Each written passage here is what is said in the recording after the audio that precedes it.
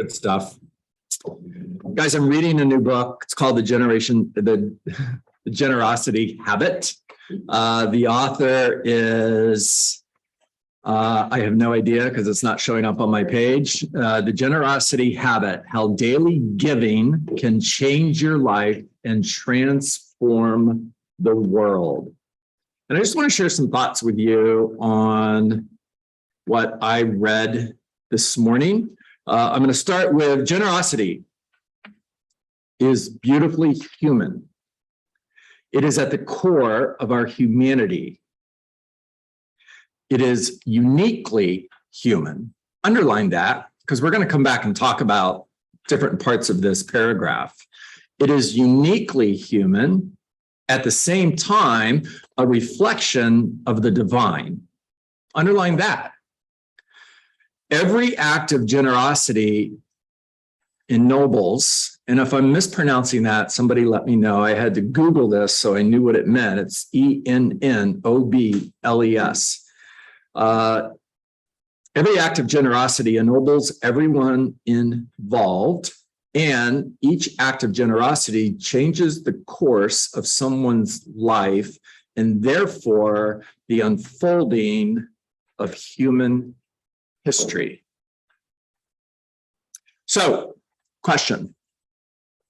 What does generosity, compassion, love, forgiveness, and empathy mean to you?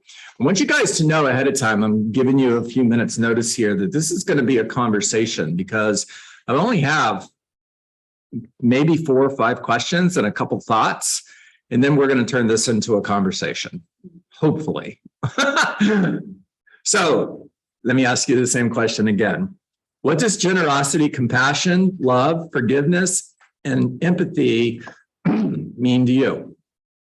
The next question, how do you show generosity? How do you show generosity? Why do you share generosity, compassion, and love? Now, first of all, let's go back to every act of generosity ennobles everyone involved. Excuse me. I should probably put these on.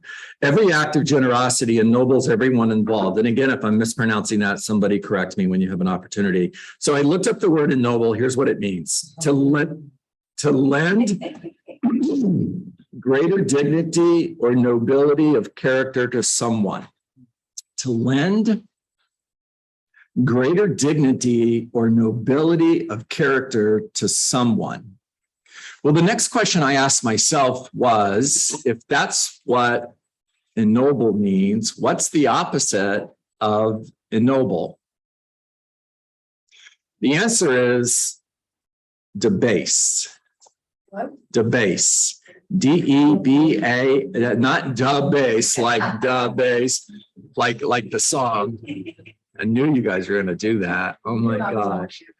Yeah, it's all about the bass. Yeah, not the trouble, not the trouble. No!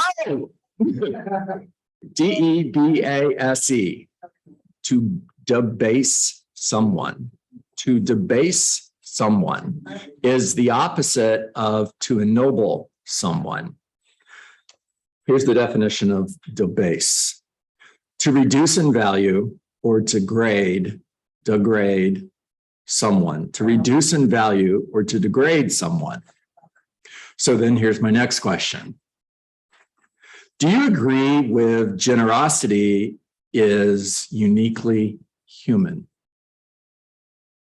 You know, in order to answer that question, I Googled what's the opposite of generosity.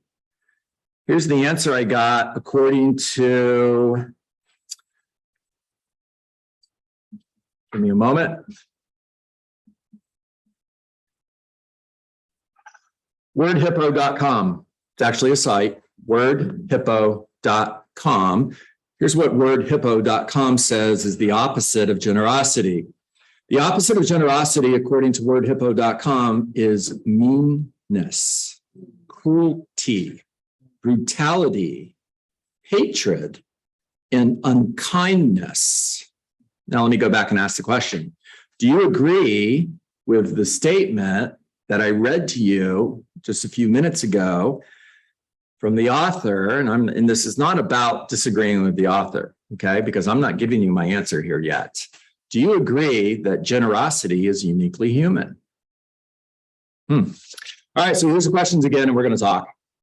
What does generosity, compassion, love, forgiveness, empathy mean to you? How do you show or share generosity?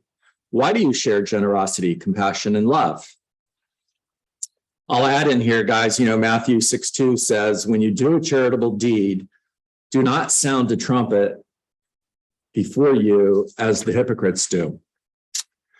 The next question was, do you agree with generosity is uniquely human?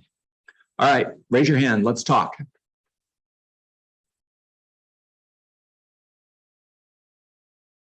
All right, Diane, you got the floor. So I personally, I'm only going to speak on my behalf.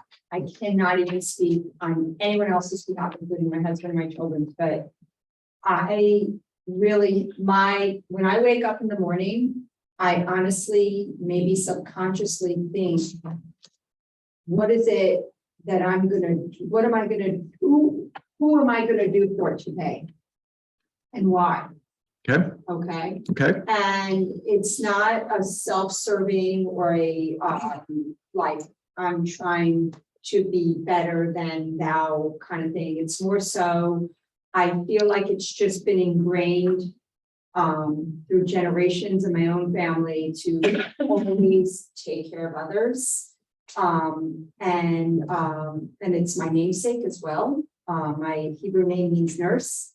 So I just wake up always thinking like that. But I've learned recently that not everybody values what I do.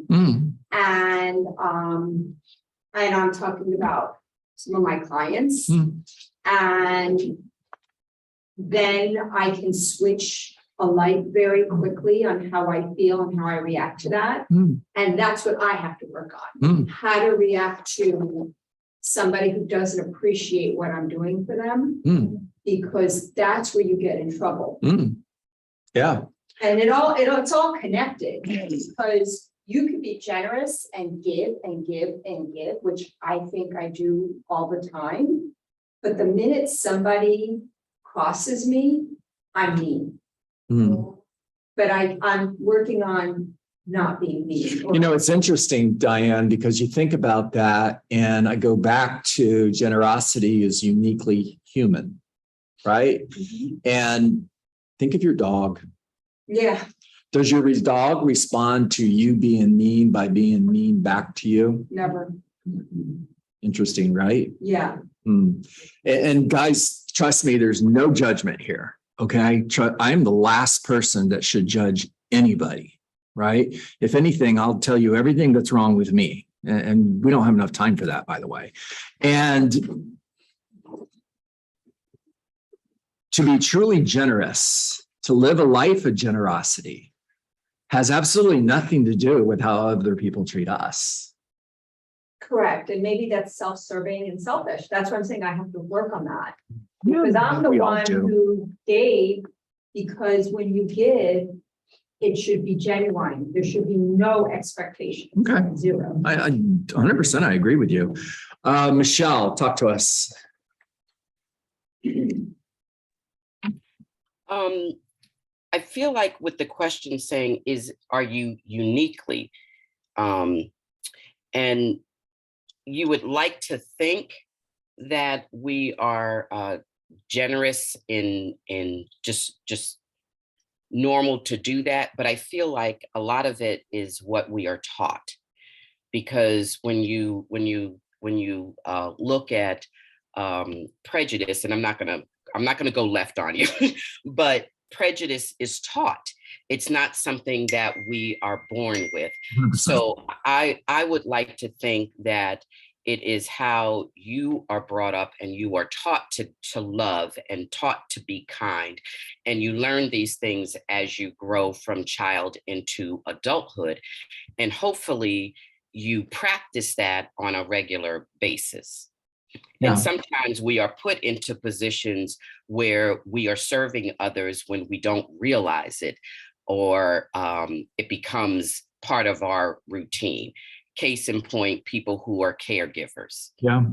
And they're not nurses. These are caregivers of parents, caregivers of friends, of relatives, etc. Good stuff. Thank you, Michelle, for sharing that. Hey, by the way, guys, I'm going to hit stop recording. I just didn't want to do it in the middle of Michelle talking.